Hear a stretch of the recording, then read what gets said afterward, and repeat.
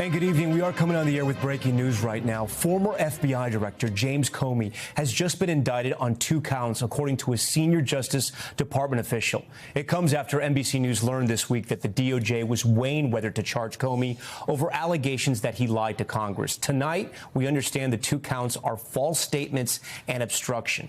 This would be the first time a former director of the FBI has ever been indicted in the history of our country. I want to bring in NBC News senior legal correspondent Laura Jarrett. Laura, a lot happening in the last few minutes. Let's get our viewers up to speed here. Do we have an understanding of what this entitled and what this included in testimony to Congress? Yes, our best understanding of what this actually is, Tom, is that Comey was asked by Senator Cruz about whether he had ever authorized a leak to the media. He said that he had not. He was stemming back to some testimony that he had given years prior. He wanted to make sure he stood by that testimony. He said that he did at the time. He has always denied any wrongdoing, ever denied leaking to the press. And so we believe that's what this would be about. Again, that happened in September of 2020. And so you wonder, why bring those charges now? They have a 5-year statute of limitations that would run out this Tuesday. And so we believe that all of sort of the focus around this right now is happening because prosecutors want to make sure they are within that window. And the actual Attorney General herself, Pam Bondi, who has come under increasing pressure from this president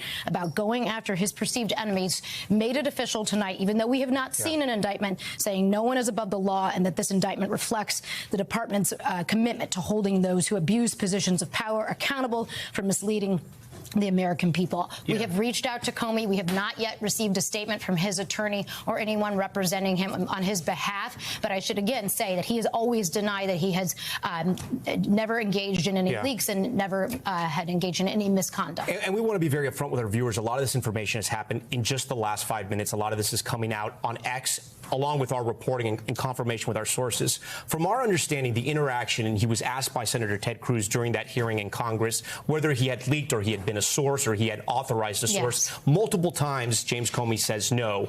But his deputy, Andrew McCabe, sort of didn't agree with him and said he had been authorized to leak. And that's what makes this entire circumstance so unusual, because McCabe is obviously somebody that has also come under a fair amount of criticism and attention from this president. So if the only source of information that James Comey is lying is Andrew McCabe, that would be an extraordinary moment to have McCabe be on the witness stand saying something that the president would obviously wish was true.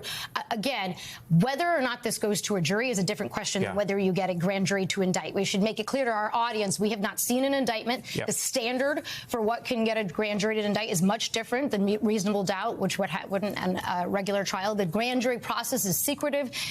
Not even the defense attorneys in the room. It's a process entirely controlled by the prosecutors. What evidence they put forward, what evidence they don't put forward, all in their discretion.